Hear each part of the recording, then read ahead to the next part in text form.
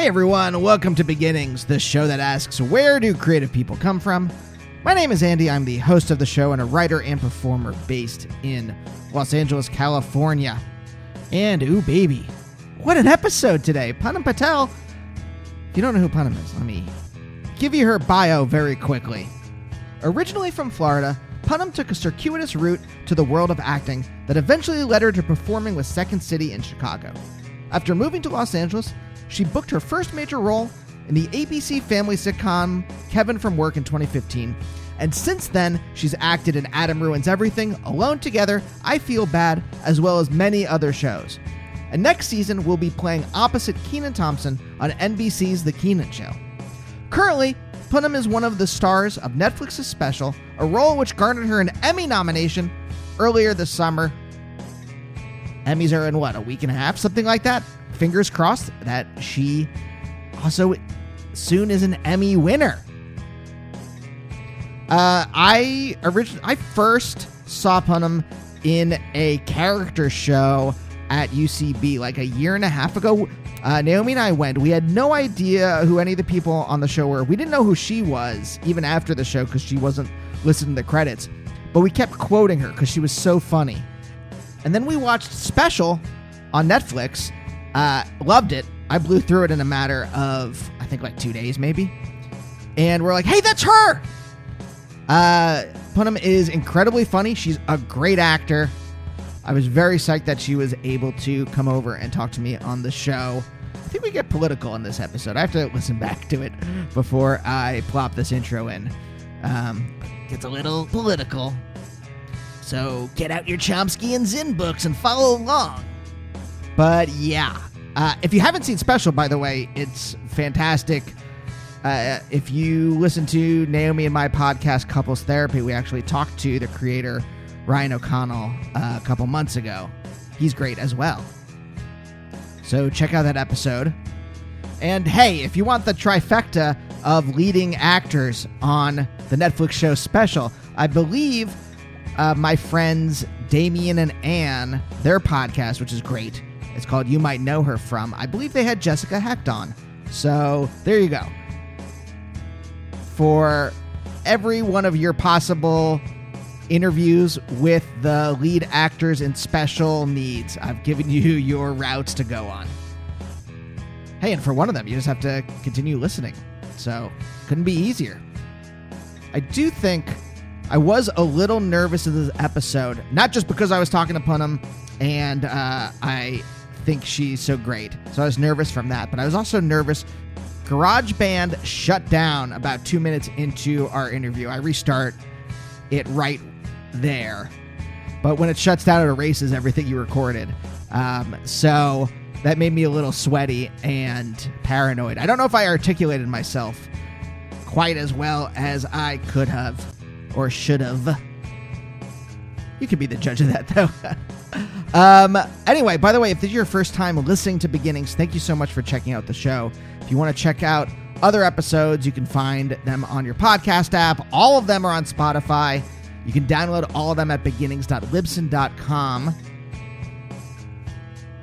Now, you can grab some at random if you want. You can search through them. I could suggest some for you. Now, Poonam's an actor. What about other actors that have been on the show? Griffin Newman from The Tick. Adam Pally has been on. Andy Daly. Matt Walsh. Abby and Alana from Broad City. DeWanda Wise from She's Gotta Have It. Gerard Carmichael. Isha Tyler. Who else? Tons of people. Susan Hayward from not just the latest season of Orange is the New Black, but she plays the warden in the latest season. And who else? Scott Thompson, Aisling Bea, Heather Donahue, John Gabris, and tons of musicians and writers and comedians and artists. So if you want to subscribe to the show, you can do that on Apple Podcasts, on Google Play, on Stitcher, on Spotify. I'm sure there's plenty of other places you can get it. You can find me on social media at Andy Beckerman on both Twitter and Instagram. Instagram specifically if you like dog and cat pictures. And got some great episodes coming up. Wonderful California indie rock band Red Cross. Vagabond was on. Magdalene Visaggio, the super great comics writer, who's Dr. Mirage, just debuted, and tons of other great people, so stay tuned. But for now, let's talk to Poonam.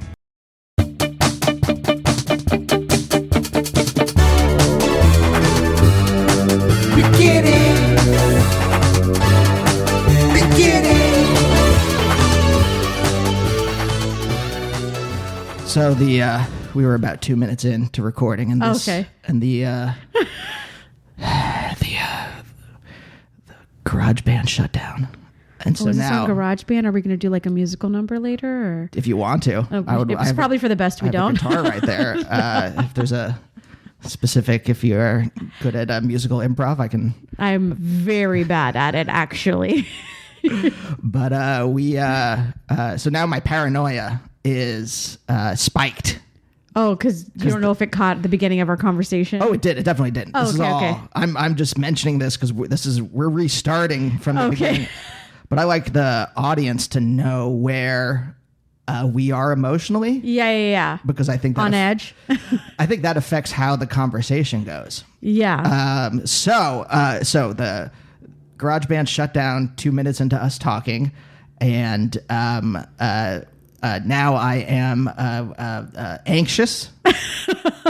Poonam, how are you? How were you feeling before you came over? I was actually feeling really full. I went and had lunch with a friend, and I didn't think I ate that much, but I've been trying to really avoid dairy for this exact reason. It just makes me feel really bloated and like not great. And so I was actually feeling really full, and then it's hot outside. So like that combo, full and hot, is just like maybe one of my most nightmare combinations to feel. But yeah, I'm hydrating. You got me a glass of water, and I'm actually feeling good now. And I don't feel anxious about that because I'm very bad at technology. And so I never trust it to work. It's more about like having, like I've been doing this show for almost 10 years. And it's just about having someone across from you and there being a technological failure that I have no control over. Like I've done everything I can do to control the sound in this room and done everything I can do to. That should relieve you because you literally can't do anything. So you might as well not even worry about it. But in your eyes, I mean, I don't know who, I don't know you. Yeah. But the feelings I'm projecting on you from my end are like, oh, this guy. Get his fucking no, not at all. This is already like this thing in front of me, this sound machine or whatever has like 20 knobs on it. I'm like already impressed. I couldn't even figure out what was it on my phone the other day. Oh, someone sent me something. You know how you can send text, not just as a text, but as like something that's screaming or something invisible ink or whatever. Like you can send text messages so they like pop out or there's like confetti with them. I could not figure it out. Someone had to like send me a video of it. They were like describing it to me. So you don't need to worry about that. I'm impressed just that you're able to do this at all. Well, thank you. Before the thing crashed. Before we spiraled. And I emotionally spiraled. Yeah. I'm hot because I was exercising before. Yeah. But now I'm just like absolutely sweating. It's just pouring off of me. Before it crashed, though, I said I couldn't find a lot of information about you online, but you are from Florida. Yes, I'm from Vero Beach. And I said I visited Florida once to see my sister who lives in Fort Lauderdale. Yeah. Where's Vero Beach in relation to Fort Lauderdale? It's right up the coast, about maybe 2 hours. So it's like a little beach town right on the East Coast, kind of near between Melbourne and West Palm Beach, kind of. It's just a tiny little town. There's some trash people there. There's a lot of like rich whites. There's it's a large citrus producing county. There's a little barrier island. It's a very pretty beach. There's some nice people. There's some people that are Florida people too. So, you know, it's a combination. It's weird. Florida's weird like that because it's like aesthetically the beach is beautiful, but then you remember you're in Florida and all the terrible people that live there. So, you know. What is it about? Have you thought about that? Like, what is it about Florida that attracts the quote unquote Florida man? I don't know. At first I thought maybe because so many older people retire there and maybe, you know, wrongfully so, I assumed like older generations were just more conservative. That's why it ended up that way. But I I don't really know. But it's like a weird combination of like conservatism and trashiness, and just like like people who, it's almost like a like Alaska's on one end. It's like where people go to like disappear in some way, in the same way they do in Alaska. It is. I don't know if it's like the trash lover's paradise or what, but that is, I would be really interested to know how Florida became the way it is. I'm sure there's some, I mean, it's still part of the South, and, you know, history wise, we know why the South is kind of the way it is. So maybe Florida just kind of gets clumped into that part. Is it like, look, I'm just throwing ideas out here. Andrew Jackson goes in there and commits genocide. Right. And then to his like shitty people just stay there, and then. Oh yeah, I'm sure. Yeah. Cause well, also, I mean, did a lot of people get flocked there? Cause didn't Ponce de Leon discover like Fountain of Youth? Oh, allegedly. So, like, maybe suckers. Maybe like it's just like. Or like a bunch of like crazy desperate people that are like, I want to live forever. I just want to be terrible for the rest of my life. Yeah, maybe or it's just like people who, I don't know, because it's not like, oh, there's beach and surfing. So it's not like, I'm sure there's parts of it are like chill beach lovers, but not really. How did your family end up there? So my dad was born and raised in East Africa. My mom was born and raised in India. My dad's family moved to London. Then he went to India. Him and my mom got married. Then they all lived in London. My sister was born there. So everyone was born in very cool, exotic places. And then somehow I got Florida. But yeah, they moved. And then they moved to Florida from London and had me. And they moved to Vero Beach. Hold on. Let's go. London to Florida. That's like... I think my mom, some of my mom's, it was my mom's sister had moved there. And so they like knew people in Florida, and they knew they wanted to move to America. Wait, okay, hold on. I know from like where in India? Are we talking about like a small, or are we talking about my mom grew up in Gujarat. She grew up in a small town on the Gujarat's Rajasthani border, I believe. But yeah, we're Gujarati, which is northwest India. We're Patels, I would say. I don't know the percentage, but at least 75%, I would say, of people in that state are Patels. It's where we come from.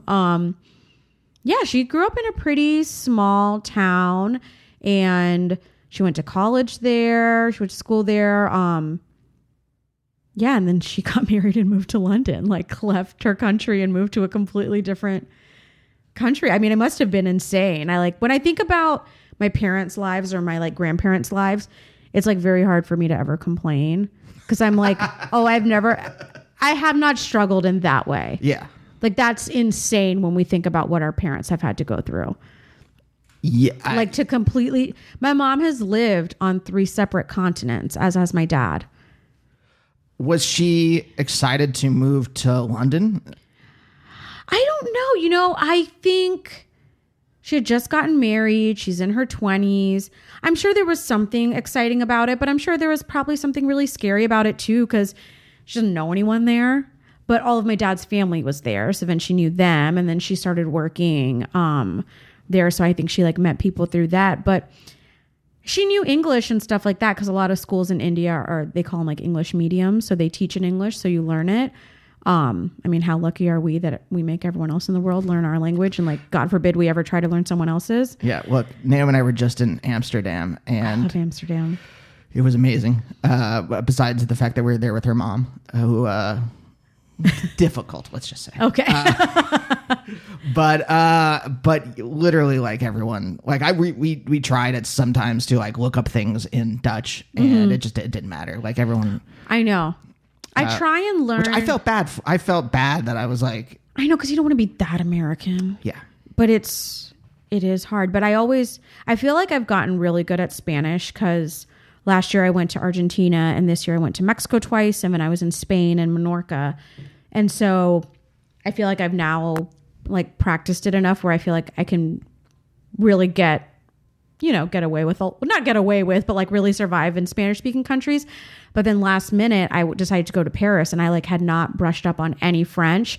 And I felt like so like, oh God, I'm like that American that's like, parlez-vous English? And they're like, yeah, bitch. Like, what pastry do you want? And I'm like, croissant. Like, Of course you do. yeah, I know. They're like, you would.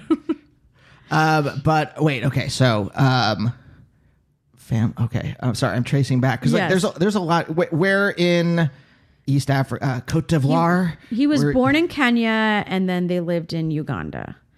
Wow. Okay. Yeah. Serious shit going down in Uganda. Yeah, I think there was a lot of Indian people that lived there before, Mr. Amin.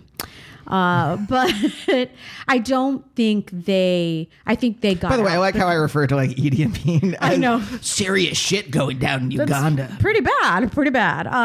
But I think they got out before it got really bad. Like, I don't think they had to, witness a lot of the really terrible things that happened with him. But Was there because of British colonial whole?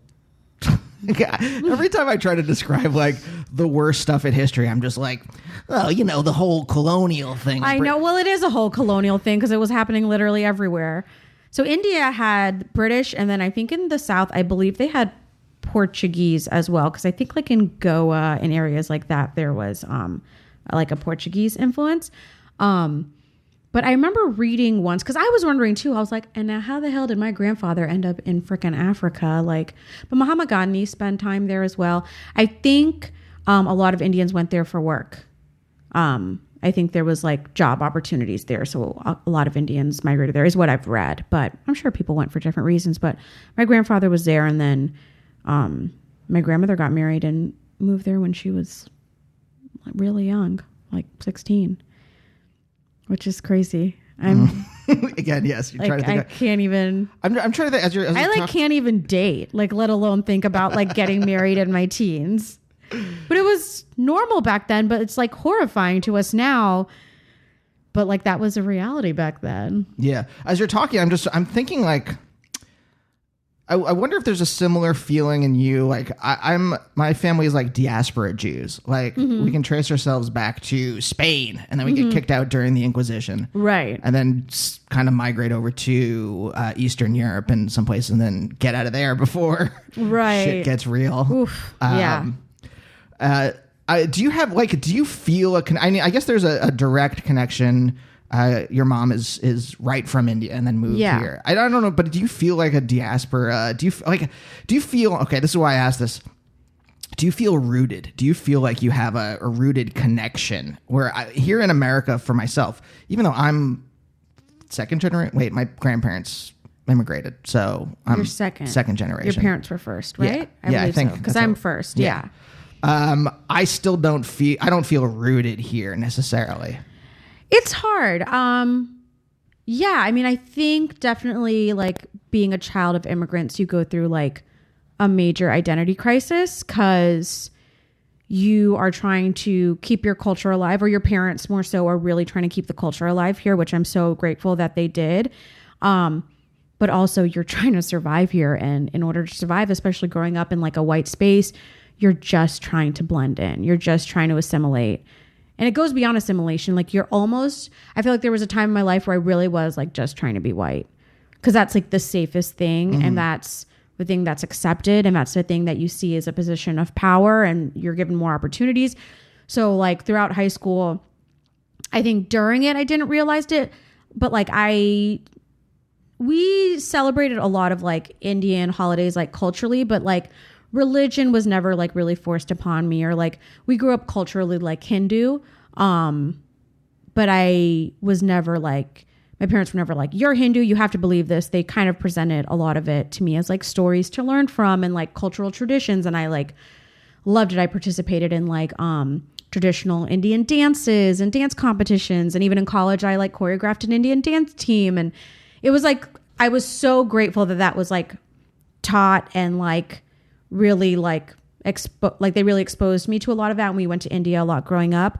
But in high school, then there was also this like whole other world when I was at this private school with a bunch of rich white kids, and all I wanted was an Abercrombie t-shirt because everyone else had the Abercrombie t-shirt. And it's like, lo and behold, Abercrombie's like fucking awful.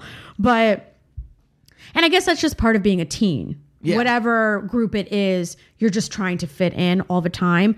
But then when you're also like one of 6 people of color in your whole class, and, you know, maybe like one of the few Indian friends that any of the people you go to school with have, you feel this like added pressure to like really blend in. And I would say one thing I love about comedy, especially in like being an actor now, is like, it's the most in my life I feel like I can celebrate my differences and that they're rewarded. Because I feel like growing up, differences were not really that rewarded. And even now for a lot of people, they're not. But I feel lucky that I'm in an industry that I feel for the most part, I've been lucky enough to be part of projects that really celebrate my differences, which is cool. I wonder too, there's you know, I didn't feel like I fit in. Grew up Jewish in a very Christian area of Pennsylvania. Yeah. So just baseline. I almost say that every episode. But Yeah.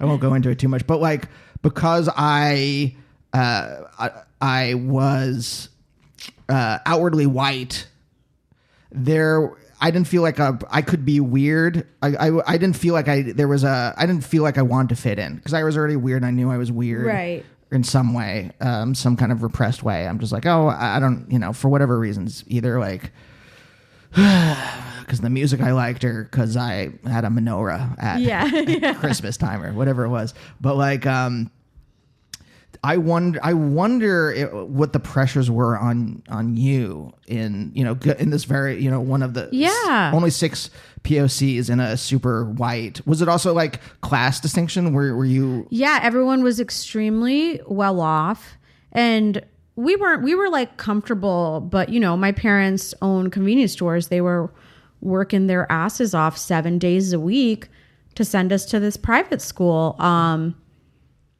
And yeah, you can't help but feel a little less than when you're around people that automatically feel, I guess, more than, you know? I mean, I think there's a whole other added element of like growing up, I was really chubby, but I was like very confident. But then when I hit middle school and I actually started losing weight, then there was like this whole other thing that happens to women where you're like, you have to be thin, you have to be white, you have to be this, you know? So you're like trying to fit in that way. I remember like joining so many sports because I'm like, everyone's playing sports. I should play sports. It looks so fun. I am not athletic. I'm not a fast runner. Like, I really enjoy working out, but like, I would not consider myself an athlete. And like, but I still was like, I got to play these sports. And I remember just having this like anxiety before lacrosse practice because I knew we would have to do like conditioning and runs. And I was always like the last person in the run, or like slowing everyone down, or like not being able to keep up with everyone because I'm just like a naturally not a fast person.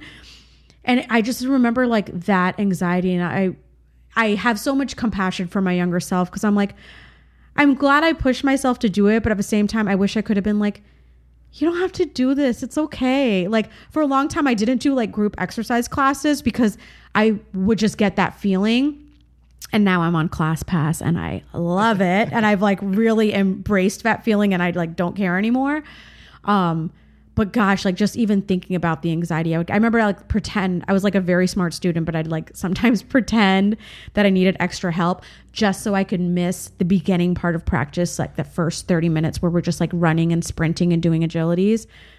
So I like didn't have to like be embarrassed and be like the last one finishing the lap. Do you know that the emotion that brings up in me is the same feeling as like, you know, like when you kill a riff, when your friends, you guys are riffing on something and then you pop in with something and it just like dies. Yeah. That's that kind of like, slowing down the team. You're like, that's that. Oh God. Yeah. It's like a combination of like mortification and insecurity. And just like shame. And you're like, why did I do that? Okay. Oh God. Yes. My primary emotion, shame. Oh yes. God. Yeah. Like fear and shame, like so much of what we feel is like rooted in that.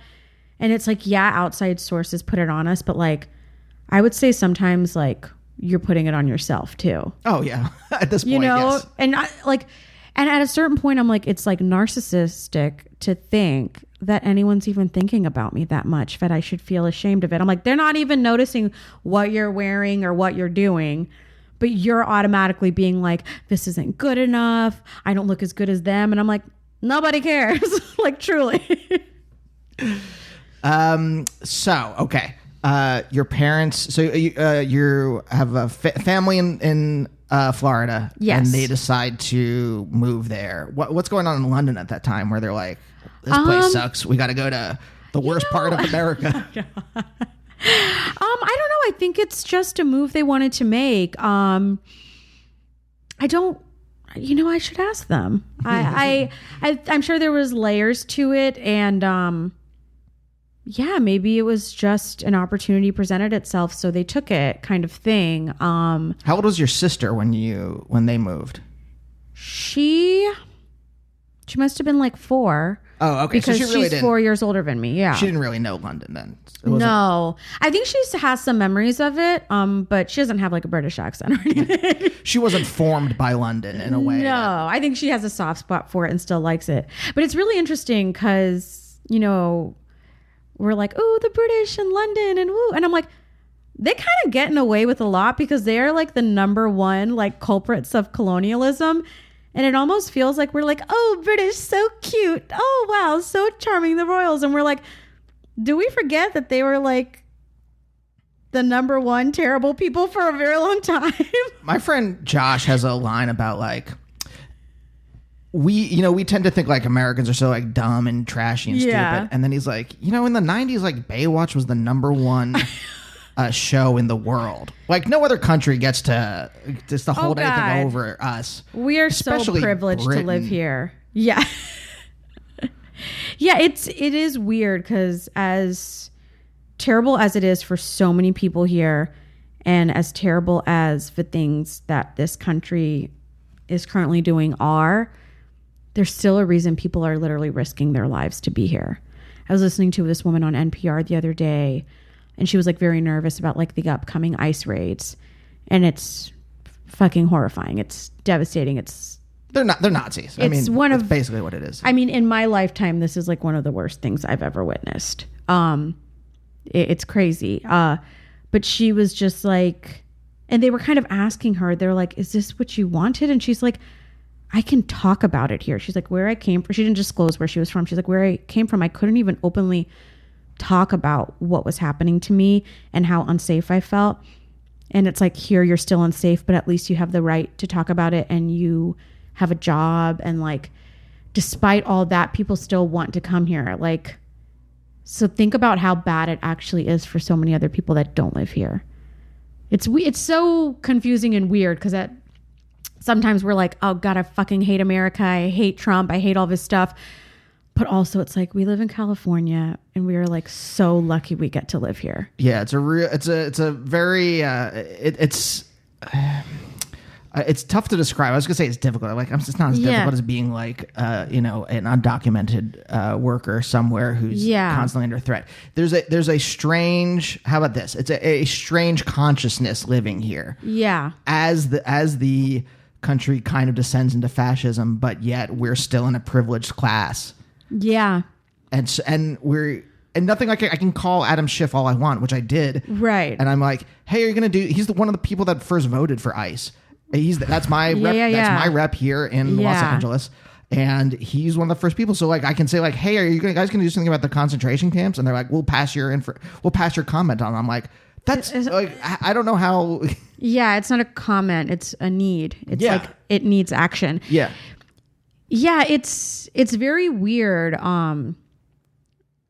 because it's terrible and it's very scary for a lot of people. And I would say, I always think about like, no matter what I'm going through, I was like, we have to protect like immigrants and African Americans in this country first and foremost. Like, that's what I personally believe, because I cannot even begin to comprehend what African American people must feel in this country.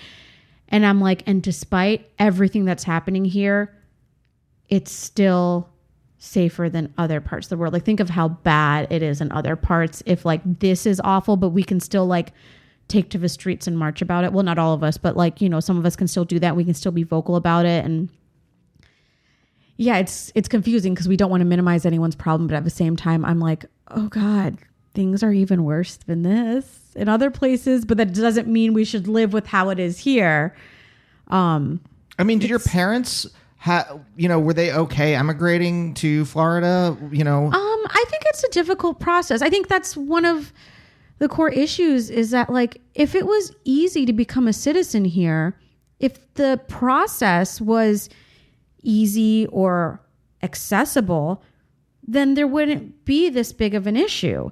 They make it so complicated and it takes so long and it does cost a lot of money. So it was a long process for them, and they were fortunate enough that they were able to do it, but I'm sure it was still difficult, and they were starting their own business here, and like they had kids here, and they weren't even fleeing a dire situation. So they had the luxury of coming here on their own and like being able to support themselves, which not everyone has.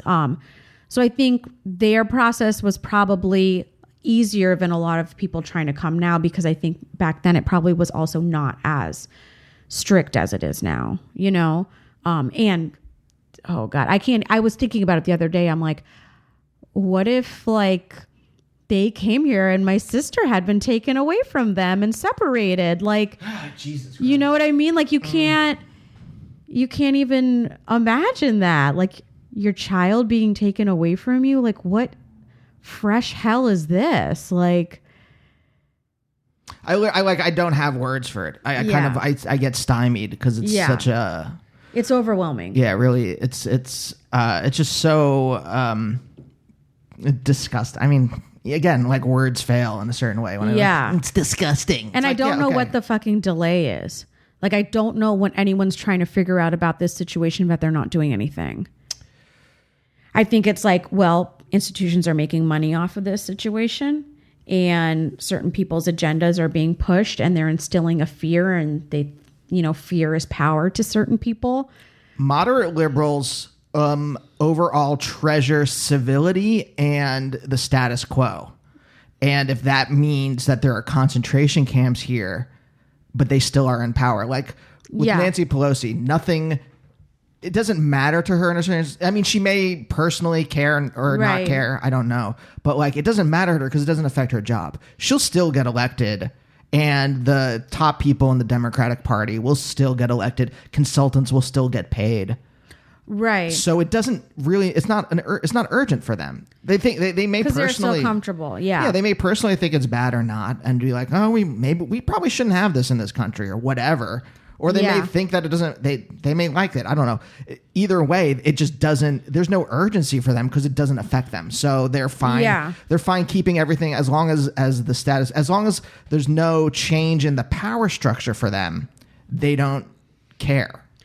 Yeah. I will say, one, if you had to find a silver lining for Trump getting elected, which it's hard to do, I feel like one thing I have seen is like, more, not that I wish ill upon anyone, but with more people being affected by a presidency and more people being affected or threatened by certain policies, hopefully more empathy is created.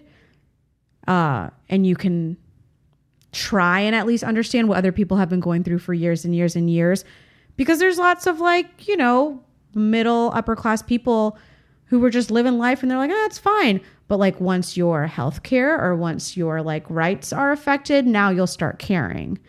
And if that's what it takes, that's what it takes. But at least one good thing is I see more people caring. Hopefully. We see. This is where my skepticism or pessimism kind of like butts into this. Is that like I see more people being outward or like saying the right things. Being more visible. Yeah. I don't know about like if people are doing the things that would be necessary to actually stop this. And then again, I don't know. We're not in power. I'm skeptical. I really, I used to think that there were like, oh, well, there's people power. And then after the marches, the anti-war marches in 2003, that were like millions of people worldwide marching against the war, the it doesn't matter. The oncoming war in Iraq. It didn't stop anyone. No. So I think is the lesson from that and from other things is that until we have our hands on the levers of power, then we can't really affect change, or until there's like mass disobedience, mass action against this stuff. And I'm wondering what that's going to be or how that's going to happen. It is, and what it looks like. Because like especially the past couple of years, I used to feel very like guilty that I'm pursuing a career that felt like it wasn't important compared to what's going on in the world, and that I wasn't doing anything important to help improve the world in any way. And I was just, goofing off in front of a camera. And then I kind of reframed it for myself, and I was like, well, I've been to marches. I could march. I could post about things. I could do, big lectures and speeches online. But I think the way I can affect change is like literally being on someone's TV, and there might be some person in middle America that might have preconceived notions about who someone that looks like me is, or they might hate someone that looks like me for whatever reason. Maybe I'm a woman, or maybe I'm a brown person, or maybe I'm plus size. Like there's plenty of things to hate about me. But if for one moment I can make them laugh, then I'm human to them, and I feel like that's why representation matters so much. It's not just, it is about equal opportunities, but it's also because like you're humanizing people when they're represented equally. And maybe that's just a way to comfort myself, but I was like, that's a way I can make like a small little change at least. Here's the thing. It is because there's nothing else we can really do until there's mass action. Right. Until it's... because I donate, I march, but like you can't just throw money at problems all the time. Yeah, because we live in a privileged class, and it really has to come from below. It has to come from a mass working class kind of coalition pushing against these things. The best we can do, because truly it's the I think about the representation all the time, and I'm like, well, what's the next step? Because it went from representation is obviously very important. It's important for like Naomi to be on screen, you to be on screen, to show people not only to like, there's this like kind of like hippy dippy liberal version of it where it's just like, hi, we're humans too. You're showing truly, like some dumb piece of shit who has no empathy. Yeah, and not just me on screen with an Indian accent talking about being Indian. Me on screen as a person just like everyone else. Three-dimensional. Yeah. With faults. Naomi's absolutely. Like, I want to be basic. I want to be like, when do black people get to be basic? Yeah. Like, it's tough because, sometimes it's like, I feel like there's lots of like family focused shows about a family. And it's like, well, all you have to do is cast one person as that family, as a white person. And then you're like, well, it's a family. The whole family has to be white now. And then it's like, people of color will maybe get some tertiary roles. And it's like, are they doing that on purpose? Like, is this just your way to justify keeping shows mostly white? Well, they get very anxious when it's an interracial couple. They get very... Right, or like an adopted child. Or really like just... do blind casting and don't address it, and guess what? People will be okay. Yeah, no one's gonna... They'll get it, and maybe they'll be challenged, and maybe it'll open them up in some way. But there's also like a deeper thing where it's like, I think representation is really important, but there's also this kind of like, I don't know how to put this. I don't think I've ever said this out loud, but sorry, I'm like, I'm stymied slightly as I'm trying to like put this together in my head. The kind of like, it doesn't affect someone's economic circumstances.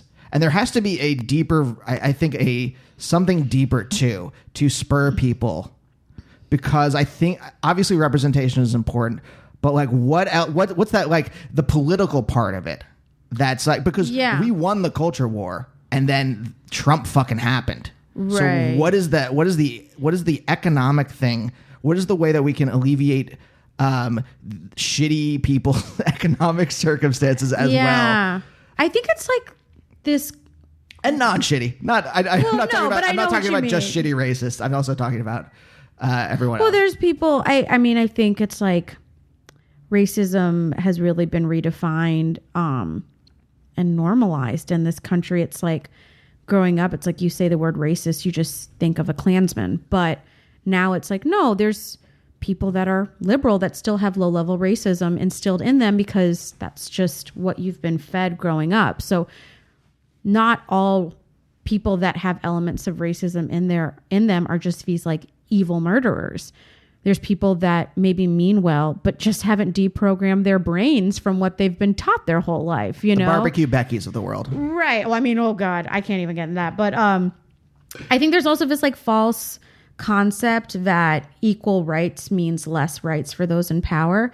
And it's like, no, we're not saying come down and meet us halfway. We're saying lift us up to where you are and let us excel as well. You know what I mean? Like, I think a lot of people think like, well, if we let someone into this circle, then some of us will get kicked out or we'll be cramped or whatever. And it's like, no, just expand the circle because we all should be there. You know, like everyone just takes it so personally when really it's just like, no, it's just a human rights thing. Well, were you always politically conscious? I mean, is that something you were as a POC in Florida in a mostly white upper middle class? I'm just guessing at the class thing. Yeah. No, I wasn't. I think I also went to college at University of Florida, which is like state school, go Gators, you know, tailgate. And I'm glad I went there. Party school. It's a party school, and it was a fun. And I was a party girl, and it was like a very fun college experience. I am glad I ended up going there. I met some great friends. But yeah, after that, I moved to Atlanta, and it was cool to be in a city that had more diversity than any place I'd lived. And then I moved to Chicago. And wait, what took you to Atlanta? I got a job there. I was a journalism major, and I got a job at this apparel magazine where I did like trend forecasting and things like that. And I was like, LOL, I'm literally a 23-year-old girl out of college, and I'm telling buyers what they should buy for their boutique 2 seasons in advance, when really it's like, I don't know, I saw 2 pearl necklaces, so I was like, Roaring 20s jewelry is back. Like, it's fashion. I love clothes. I love fashion, but it is so arbitrary. But I got laid off from my job there, and then So wait, were you responsible for the flapper trend of 2006? No, solely. No, I was not like... It was a magazine that they distributed at a trade show called America's Mart. And so it's like buyers from stores would come to these trade shows to buy things for their boutiques. And this magazine would be there. It had like floor plans on it to tell you which boutiques were where. And then it had articles and pictorials and spreads about upcoming trends if they needed, you know, guidance on what to buy or whatnot. But after I got laid off from that, I didn't know what to do. And then my mom was the one that was like, well, you always liked comedy, because I had done improv in college. And she's like, why don't you move to Chicago and just take classes for the summer? I feel like I've told this story on like every podcast that I've been on, so I apologize if anyone's already heard it. But I also cocked my head though a little bit because I mean, it is. I think there is something interesting about, you know, the story of like woman of being the child of immigrants is never like. It's almost never like, hey, you should go do showbiz stuff. I don't think either of us, anyone really thought it would turn into what it has today. Like, I still am like, oh my God, I can't believe I get to do this. Like, it's crazy. But I think she just saw me like struggling and being like, I don't know what to do. What should I do? And she just kind of encouraged me. And I knew I had friends in Chicago, and she was like, just go, just try it out. Like, my family is extremely supportive. And even after Chicago, when I moved to LA, I was nervous. I remember my sister being like, well, just go. And if it doesn't work out, you have us, you have our parents, you can move back to Chicago. Like, nothing will like be a disaster if it doesn't work out. It just won't work out. And you always have us.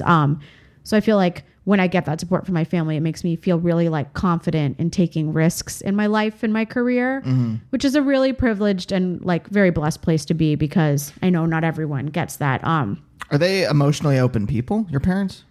I think so. I mean, I guess we're all pretty layered, and it just depends on what it is. But we definitely express emotion to each other. That's for sure.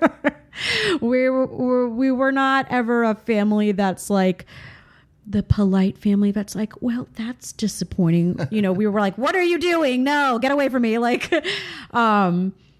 but we were always, I mean, my whole family's always been very expressive. That's probably where I get it from. But yeah, it was good. I moved to Chicago. I started taking classes. I got a job at another magazine. And then like 2 years into living there, Second City offered me a job on one of their stages. And so I quit my job. I was an editor at Groupon at the time. I quit that. But you had no aspirations for this. I don't think I knew it was possible because I didn't study theater or acting. And in my head, I thought you had to start very early on. And like, you know, I was watching like E! True Hollywood Story and I was like, they went to an arts high school and studied theater and did plays and for years and years and years. And that is the story for a lot of people, but I didn't ever consider it an option for me. So I think the true desire for it was there, but I never actually addressed it. Yeah, same thing for me. And right? Same, like again, Pennsylvania with no connections to any of this stuff. It's just like I don't know if I even knew it was a job really until like later in my teens, and even then I was just like, that's not a job for I could ever have. Oh, it seems because it is so hard. It feels like unattainable, but like growing up, I was always a performer. I was always like doing dances and shows and putting on shows for my family and, you know, doing like little plays. And I just always playing pretend like I was always a performer.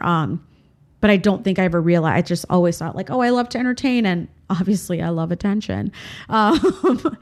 But yeah, I think when Second City hired me, I was like, oh, this is amazing. And then even then I was like, well, this is great. I'll do this for the rest of my life until they kick me out of this theater. And then I'll like teach comedy and that'll be good for me. And maybe I'll like book a Kmart commercial here or there and I'm good. But then through that, my current agent, he came from LA and saw me and signed me. And I was just like, an agent for what? Like, what do I need an agent for? And then through auditions, I was like, oh, I could like actually be on TV. And then yeah, I got an opportunity to move out here and kind of had to like decide within a week. And I was like, okay, I'll go. And it's scary to leave like a job that you have that you love with people you love. But I was like, you got to just do it. And it's worked out so far. It'll be in October. It'll be 5 years that I've been here. And yeah, I've been really lucky. It's been good. When you said you always, I don't know how you exactly phrase it, but you always liked attention, or yeah, I love it. Is that just like a quirk of your personality? Was there, you know? I think there's just certain people that love attention. I think we're kind of like afraid to admit it, especially I think a lot of women are taught to be like humble and don't be extra and don't cause a scene and, you know, don't be too much. But I am extra and I am a lot. And I've really, as an adult, like learned to embrace that about myself. And as long as I'm not harming someone, that's a part of me I can love. Cause it's like, I do like attention. I think it's like an energy thing. I do need time to myself, but I really do love connecting with people, meeting new people, hanging out with friends, exchanging energy. It fills me. So actually transitioning from theater to then TV at first was a little hard because in theater you get that instant affirmation, whether it's a laugh or a groan. I loved both equally because I was like, oh my God, I got a reaction. But in TV, everyone has to be quiet. And so you do something that you think might be hilarious and no one laughs. And when they're like, cut, moving on. And you're like, but was that good? Like, I need to be coddled a little bit. Like, can you tell me that was good? I mean, the thing that I think about is that like when I was in high school, because I was kind of a weird kid.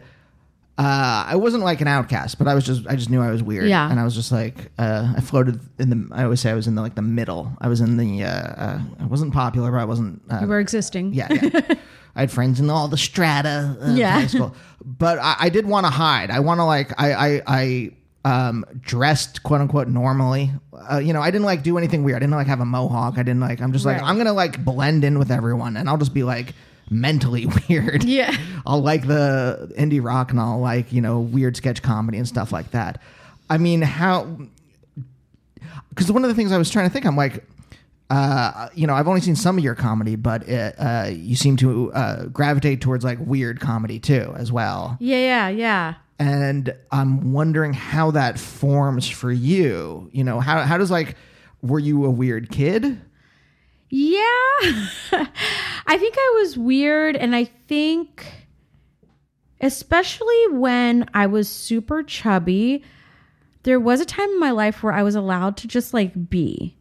I think before we hit middle school, especially for girls, there's a special time in our life. I would say for me, it was around like 4th through 6th grade where I was allowed to just be.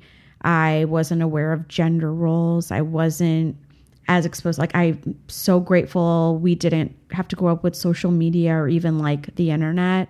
We had TV and we had magazines, and that was enough as a young girl to like get you in your head. I can't imagine having like Instagram and stuff as a young woman these days, and all those images you're blasted with that aren't reflections of reality, or your reality at least. But yeah, I think it's like before I hit puberty, I was just like really confident and really like loved everything about myself. I have like glamour shots that I would like begged my mom for, because I was like, I gotta get glamour shots, and I like fucking loved it. And I think like allowing a child to just like explore who they are in that way helps build a pretty good like foundation for personality. I think also, and maybe this is not true for everyone, but I think if you were ever like chubby or in any way didn't fit into what is considered a standard of beauty growing up, you kind of did have to rely on your personality a little bit more. And I think I just really leaned into that. And then I think I just really like making people happy. So I think that like really fuels me. But yeah, I don't know where the weirdness comes from. I think we probably all are a little weird, which then I guess makes it not weird. You know what I mean? I don't know. Try like, hanging out with my family. Yeah. Well, we all pretty normo. Yeah. But like, so kind of there was this like, you were allowed to be you. You were allowed to like discover who you were in a certain way. No one was like kind of. Do you think it was like you were just in your own head in a little way? I think I was allowed to discover who I was because I don't know what it was. Some kind of like mental barrier. Stuff did not penetrate as easily. And I lived kind of in my imagination a lot. So like whatever the outside, I was obviously aware of outside cultural influences. That's, it's set up in my brain as like a kind of super ego that tells me like, you should like beer. And throwing the pigskin around with your friends. I would say like those hit me hard probably middle school. Before that, I felt like I don't really have concrete memories of me being like, oh, I should look like this or I should look like that. And maybe chemically something in us changes too when we hit puberty. I mean, girls grow boobs and butts and like we start to look different and we're separated more. And yeah, then I feel like it hit me pretty hard. Like I feel like throughout high school and college and even after college, there was a long time where I was just like dieting all the time. I've been on like so many different diets, all focused on like control and focused on what I shouldn't have. And it's like food is my number one joy in life. And I feel like so lucky that I've finally at a place where it's like I focus on what actually nourishes me and makes me feel good. But yeah, it's crazy. Like diets are a way for people to make money off of your insecurities. I mean, Snackwells was a thing growing up. Yeah, they were fucking all over my... Snackwells. This was like so bad for you, but we were like, this is healthy devil's food. All over my family's house, Snackwells. Yeah, like Snackwells, Slim Fast. I did Atkins. I was just eating like salami and cheese. That's not great. Ew, well, no, hold on. Like, that wasn't a real diet. That's Atkins. Atkins is like... Atkins is salami and cheese. Well, it's not salami and cheese, but it's like... It's no bread, it's right? like no carbs. Fat, no carbs. And I'm like, no. Yeah. There's so many different diets and everyone's so different. And it's just like, You have to just figure out what works for you. And guess what? Some days what works for me is like salads and chickpeas. And other days it's pizza and cake. But to like conform to just one thing all the time is like to restrict ourselves that way. It just feels like we're torturing ourselves. And for what? Yeah, but it seems like you had a good but going into this kind of like the time in our lives when culture really starts pushing putting pressure on us to conform, you already had a good foundation of kind of knowing who you were. I did. Going into that. And maybe that allowed you to weather that storm better and come out the other end. I think what it allowed me to do was to come back to myself. I think I definitely like through those years lost myself. I mean, there was a time where I was just like dieting, only focusing on losing weight, only focusing on desperately wanting a boyfriend or wanting this or wanting that or feeling inferior. And then I think it got to a point where I'm like, what are you doing? And when I have like all my old diaries from back then. And like when I would read them, I'd be like, that was you, that person who's like, wore my first of all, I used to say Dear Dairy because I couldn't spell diary. So it was like, Dear Dairy. I wore my black silk dress from Sears today. All the girls were staring at me, probably because they were jealous. And it's like, what? Like that was me. And it's like, you have that in you. So like channel that again, like go back to that again. And even now, like in like my bathroom area, like my vanity area where I like get ready and stuff, I have my framed glamour shot sitting there because I'm like, bitch, you still got it. You had it then and you got it now. And it's just like a good reminder to be like, no matter how much your body changes or your skin changes or your hair's falling out, like you can still be you, you know, and you can still like maintain that self-love and that self-worth. That core of confidence that you had as a kid. Yeah. And it's hard. It's hard work to do it. Like I don't wake up every day and I'm like, fucking love myself. So like happiness is a choice. Like self-worth is like work, but it's attainable. Like you can do it. Yeah. Yeah. It's not, I mean, I assume for you, it's not just body image stuff. It's also, again, growing up in such a white area that there's kind of like a pressure to conform to the white version of culture. Yeah. And it's put yourself below it. And it's weird because not even in a way that I'm below white people, but it's just like, why would I ever strive to be something I literally can never be? Like my skin is brown. I grew up brown.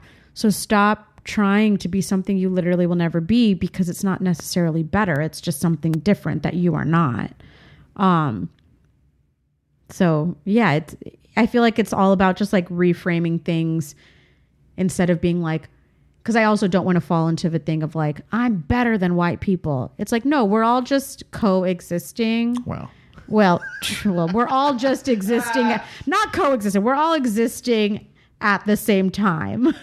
And we're all different. And it's okay. I don't know. White culture. Naomi and I were doing a show once called Inside Caucasia, where she would go into white spaces, and it's just like the question was, what is white culture? And I don't know. It's like an oxymoron. White culture to me, white culture because of European cultures. Violent dominance of other cultures. I don't know if there is really a thing. Yeah. When people are like defending, when I see like racists online defending like Western civilization, I'm like, what the fuck is Western civilization? It's not. It's like boat shoes and water polo or whatever. Like, right. I don't know what that really is. And also, a lot of white culture is defined in opposition to the cultures that it colonized. So I don't know what that is. I don't know. I don't really know what white culture. It's like a buffet of other cultures. Yeah. It's like a stolen buffet. Yeah, it is interesting. And they keep filling up their plates. I think the same about like, you know, American culture, because I think a lot of people associate American culture with white culture, which American isn't just white. And in fact, I would say American should be defined as like no color because it's like such a diverse country. But it is, I remember I dated a guy once who... and I don't think he meant this in a problematic way, but the thought itself was a bit problematic because he's like, I know it's hard. He's like, but you can trace, like, you have a culture and a background that you know specifically what it is. He's like, I'm like a mutt. I don't even know what my culture is. And he wasn't trying to compare like I have it so good, but it was something that I was like, I do. Like, those 23andMe things are so, I don't like them, but my brother-in-law got us a bunch and we did it. And I'm like, why are we doing this? We know.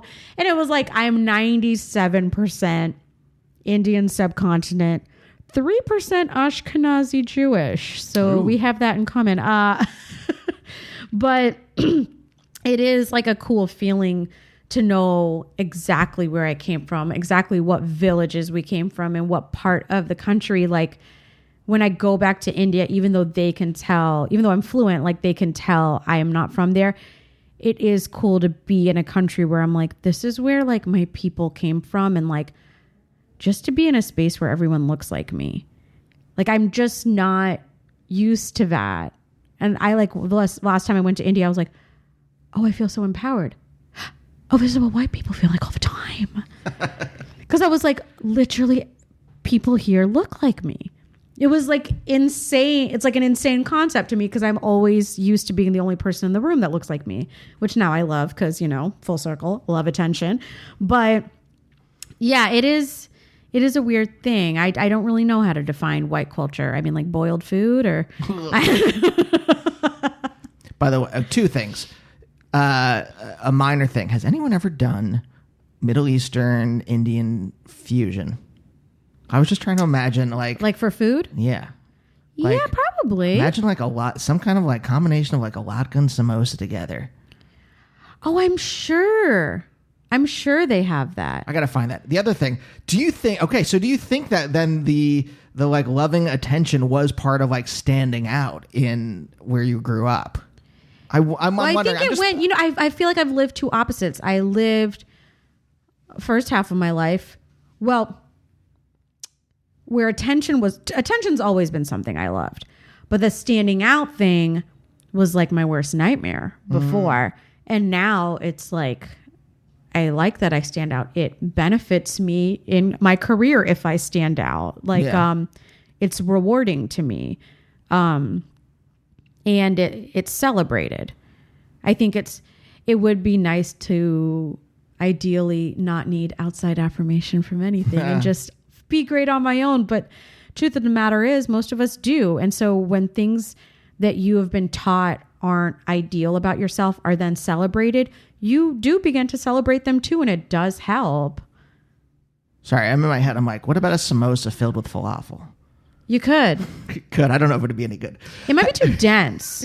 Oh, 100%. It would be. Yeah. It would be gross. It would just sit in your stomach forever. I think there's definitely because there's a lot of similar spices and flavors. It feels like in Middle Eastern and also Middle Eastern and Mediterranean blend too. And Middle Eastern is such a more broad cuisine. Also, I mean, even across India, there's so many different cuisines that. But I think you absolutely could blend them easily. I know there's lots of like Indian and Chinese fusion. Ooh. And that's really nice. And there's actually a place in LA I haven't been that's Indian Mexican. But I'm like, am I going to get food poisoning? I don't know why. Something about the pictures. I was like, I don't like these nachos. Like, another thing I was thinking of is like, you said you grew up kind of like culturally Hindu, right? Yeah. What exactly did that mean? How much of your Indian culture kind of expresses itself in you, or how much do you take with you? I think quite a bit. I don't think it actively like comes out like in specific references, but I think just certain behaviors or certain ways of thinking are influenced just like everyone by your parents. And then my parents happen to be Indian.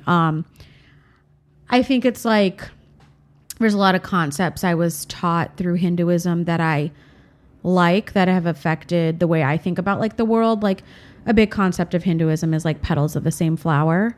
And that's something I really embrace about that. What's that? it's like we're all petals of the same flower. Like we're all one. And for me, I interpret that as like, I don't know what I feel religion wise, or if I believe in God, or if I don't. It's kind of like I believe more in like the universe and energies. But I remember I was talking to my mom once, and this is probably the closest view I have on religion. She was like, I think that all these people existed. Jesus, Muhammad, Krishna, Buddha, Moses. They all existed as people in history that did really incredible things that we can learn from. And back then, they didn't record these things. They told stories. That was like their way of entertainment.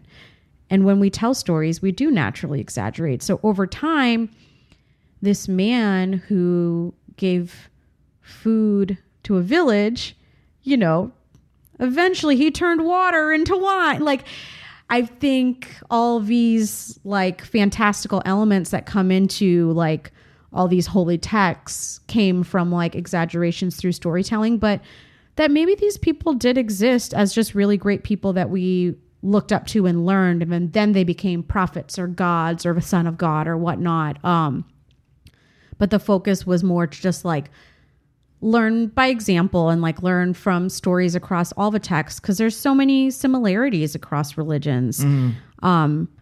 And it's just like language. You can say the same sentence. It's going to sound different in different parts of the world because you grew up in different parts of the world with different climates and different cultures. So that's kind of like how I interpret petals of the same flower. Like, it's, for me, it's like it's all the same, but humans are what have created the divides and the borders and the differences. But like literally even like what Pangea, like we literally were all the same, and then it like broke off. But I mean, it's hard. it's like a concept I think that I'll never have like an answer to. And I think that's like the beauty of like religion or thought. It's like you should constantly be evolving your views. And I might wake up tomorrow and feel totally different, but the beauty of being a human is we're allowed to do that. I mean, was there something about the idea of if storytelling is a deep part of this concept, right? Is there something that like sparked your brain? Like, because I'm trying to think, like, you wanted to go into journalism. Was that just like, I got to pick something? Was there something about journalism that spoke to you at that time? I mean, you're 18. When I was going to college, I was going to be a physicist. Right. So.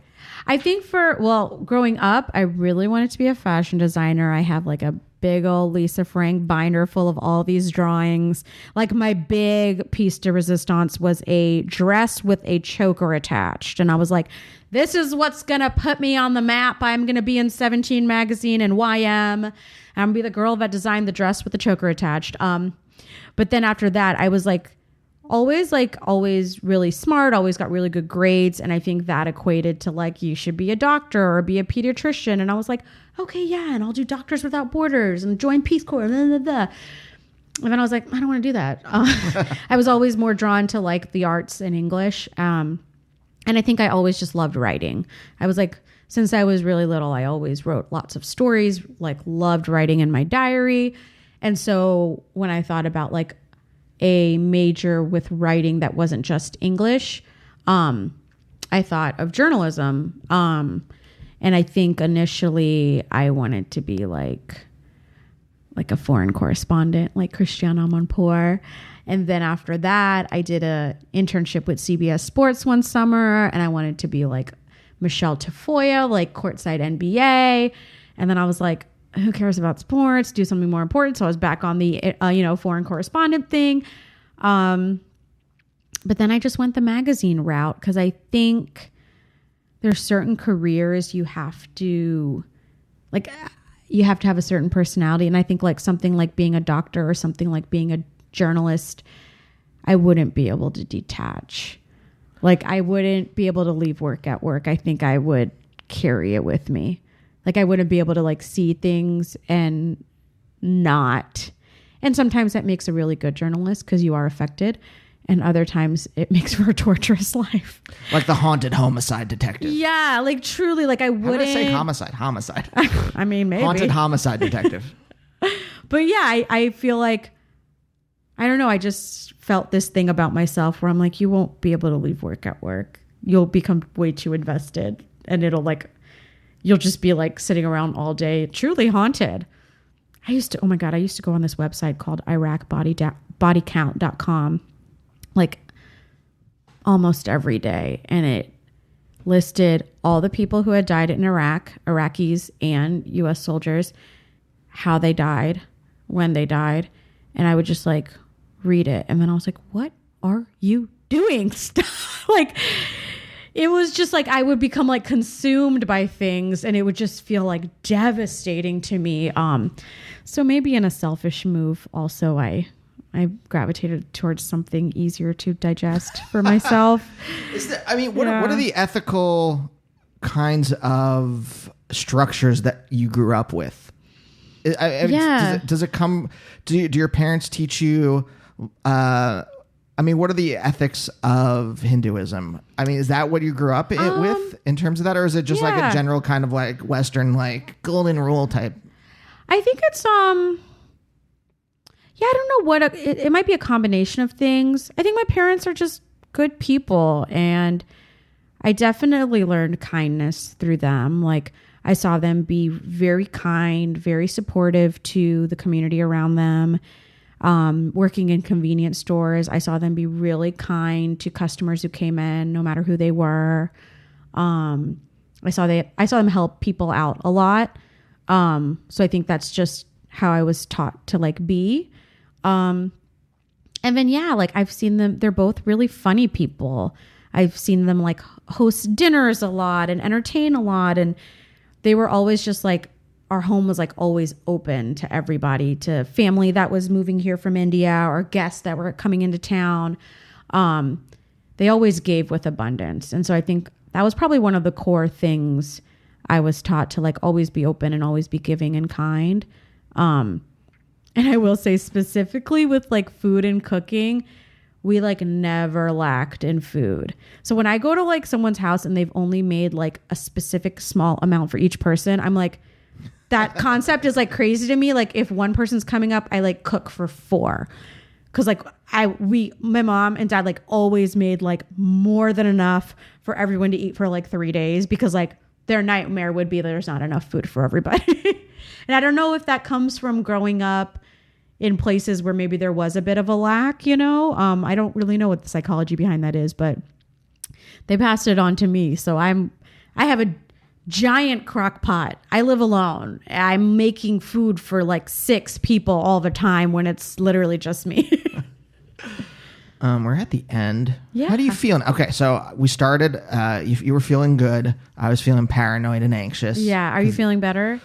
Yeah, I am. Okay, I'm still good. like anxious. I'm like, this could fuck up at any moment. I'll come back. If it does, we'll repeat this conversation. You feel good enough about this. Yeah, it was very fun. You feel, okay, I think I express opinions that aren't problematic. And if they, well, that's, yes. If they are, I'll be dragged online, and that's, the choice I've made. I don't think, I don't think anything was problematic.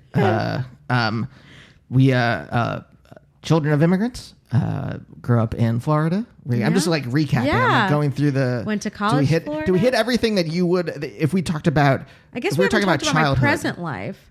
But we don't. I stopped. Fine. It's like the minute you get into, we start talking about your actual career. Like you were saying before, how you're like, I've told this on so many podcasts. It's just like, I noticed that guests move into this kind of mode, like because I know it from being a guest on other people's podcasts, where I'm like. You just kind of like just go on IMDb and see that, and it's like, okay, yeah, that's like I know that's why to me that's not the interesting part. To me, the interesting part is like, what's the thing that allowed you to want to pursue a very, very difficult and mentally damaging career in Los Angeles. I think having zero expectations. I think having zero expectations to the point where like I didn't even think I could. It wasn't even an option. So then when it became one, you're just kind of like, okay, really? All right. Like, I think that's what's helped me throughout it, because I always come from a place. It's not just gratitude. It's more just like a bit of disbelief, and not from a place of insecurity, but from a place of like, this is a wildest dream. It's Yeah. It is insane that we get to do this. Like, it really is truly crazy that we don't have to go sit behind a desk every day, like at a 9 to 5. But did you, I mean, when you, like, last thing, I guess we'll talk Yeah. about it. Like, when you were a kid, did you go into things without having expectations? Because, like, it seems like, especially when you were talking about in your teenage years, you know, and you were doing a Yeah. lot of fad dieting and things Oh, like that. yeah. There's, like, a lot of expectation behind Absolutely. doing something like that. I wonder if coming out the other end of that, you're just like, well, I'm not going to have I don't know if this is a conscious thought, but just like it Yeah. like reprogrammed you in a certain way. You're like, well, I'm not going to have expectations about the things that I do because I know what kind of like it leads to kind of a fucked up way of thinking. I think the turning point for me was when I got laid off my first job. I was like, wait, what? This could all just be taken away and then I'm just like left here, and what the fuck am I supposed to do? I just graduated college and I've only worked for 2 years and now I'm laid off. And then I was just kind of like, literally give up control. Because you cannot control anything. And there was always a part of me that wanted to just like run away and do Peace Corps or something like that. And I always been like, no, you need structure. You need to do things a certain way and get a job and get married and have kids and get a house. And, and after that, like I got laid off. I was like, oh, but the world don't care what you want because it could all just leave. And so I think I learned that I do better when I don't plan as much. So like literally my mom told me like, you should go to Chicago the next week. I had packed up my bags and I moved to Chicago. When I moved to LA, they were like, we have to know in a week. The next week I moved to LA. When I go on vacations now, like this past vacation, like I didn't book a return ticket because I'm like, you don't know where you're going to end up. And just like see where it takes you and then come home when you want to come home. And that is a luxury I have now. And I understand not everyone has that. But like, I think I've learned that about my personality because there's certain things I like to plan and I like structure in. And then there's certain things that it's just healthier for me to trust the universe and be like, no matter what happens, like it's going to happen. Like you can work hard, but so much of it is out of your control. So it's like, same with the earthquake recently. Everyone's like very scared. And I'm like, it is scary, but I'm like, if it's my time to go, it's my time to go. I had a good life. I just don't want to suffer. How very improv of you too. I'm Yes. just like, I can't control it. Whatever happens, happens. Truly. I will yes and it, I guess. Yeah. Well, thank you so much for being on the show. Thanks for having me. And we'll see you guys next time. Bye. Bye. Bye, oh, bye, oh, bye, oh, bye, oh, bye, oh, bye, oh, bye.